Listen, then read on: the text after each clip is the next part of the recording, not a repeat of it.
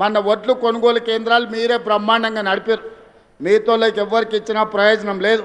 కానీ వడ్లు మొక్కజొన్నలు మన సమస్యలు తీరువవు, సమస్యల్ని పెంచుతున్నాయి.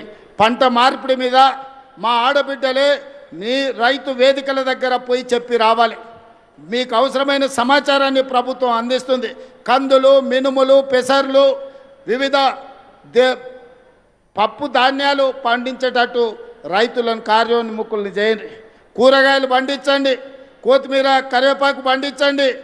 అదేవిధంగా మంచి మంచి పంటలు పండించి పండ్లు పండిస్తే, పండ్ల తోటలు పెట్టిస్తే ఎగుమతులు చేయొచ్చు. నిన్నగాక మన మల్రెడ్డి రంగారెడ్డి గారి నియోజకవర్గంలో ఔటర్ రింగ్ రోడ్డు పక్కన 240 ఎకరాలల్లో 2400 కోట్ల రూపాయలతోని అంతర్జాతీయ మార్కెట్ ఈరోజు వ్యవసాయ ఉత్పత్తులను ఎగుమతి చేయడానికి ఈ ప్రాంత ప్రజలకు అందుబాటులో తీసుకొచ్చినాం. వ్యవసాయం అభివృద్ధి జరగాలంటే పంట మార్పిడి జరగాలి. లాభసాటి వ్యవసాయం చెయ్యాలి. పంట మార్పిడి జరగాలంటే ఆడబిడ్డలు రైతు వేదికలలో పోయి రైతులకు అవగాహన కల్పించాలి. అందుకోసం కూడా ప్రభుత్వం మీకు నిధులు వెచ్చిస్తుంది. ఎవరెవరైతే అవగాహన ఉండి చదువుకున్న ఆడబిడ్డలు ఉన్నారో ఈ బాధ్యత తీసుకోండి. నేను అందరు కలెక్టర్లకు ఆదేశాలు ఇస్తా. మీరే రైతు సమాఖ్యలను ఏర్పాటు చేసి అవగాహన కల్పించే బాధ్యత కూడా మీరు తీసుకోవాల్సిందిగా కోరుకుంటున్నా.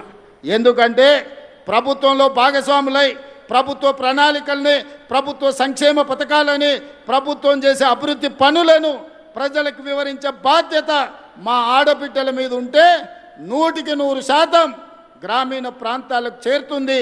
పేదవాళ్లకు అవగాహన వస్తుంది.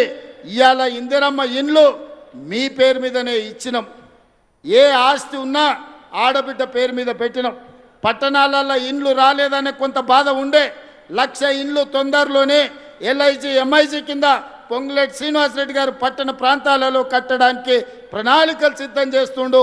ఆ ఇండ్లు కూడా ఆడబిడ్డల పేరు మీదనే ఇచ్చి ఆస్తి మీ పేరు మీద ఉంటే ఇంటాయన కూడా మీరు చెప్పినట్టు ఇంటాడు. Subscribe us and press the bell icon for more interesting updates.